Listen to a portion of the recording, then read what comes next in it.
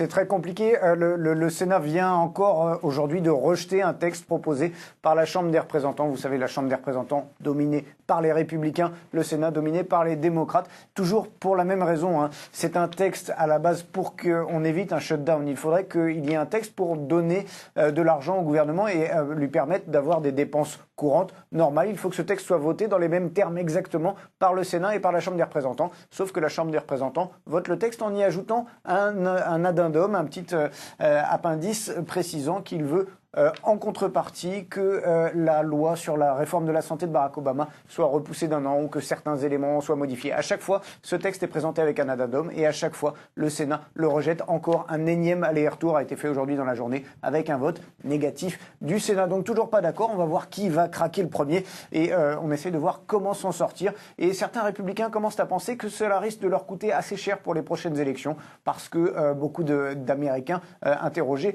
estiment que ce sont les républicains qui sont responsables de cet échec des négociations. Le Congrès est extrêmement impopulaire. Donc il est possible qu'on ait un accord entre les deux camps assez rapidement, simplement parce que les républicains vont vouloir ne pas pouvoir être blâmés et blâmables trop longtemps sur ce sujet. Stanislas, vu de Paris, on a un peu de mal quand même à imaginer ce que représente vraiment ce shutdown, 800 000 fonctionnaires au chômage et l'administration fermée. Est-ce que les États-Unis tournent au ralenti ?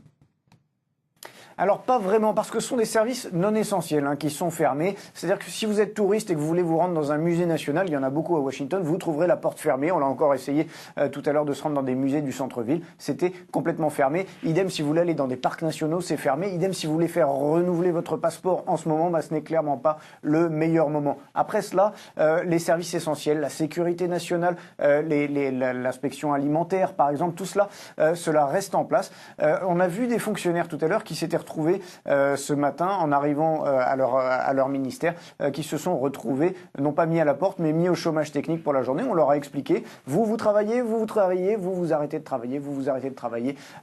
Sélection de personnes comme cela, avec un certain pourcentage différent par administration. Et ces gens-là ont juste eu le temps de mettre une réponse automatique sur leur email en disant qu'ils ne pourraient pas avoir accès et ne pas répondre aux emails professionnels pendant un certain temps, le temps de résoudre ce shutdown gouvernemental. Mais donc voilà, ce sont des choses qui ne sont pas essentielles, qui changent pour l'instant avec ce shutdown gouvernemental. Même si l'économie américaine va être touchée, même si le président, on a déjà parlé, Barack Obama s'est adressé tout à l'heure aux Américains pour rejeter la responsabilité sur les républicains de cet échec.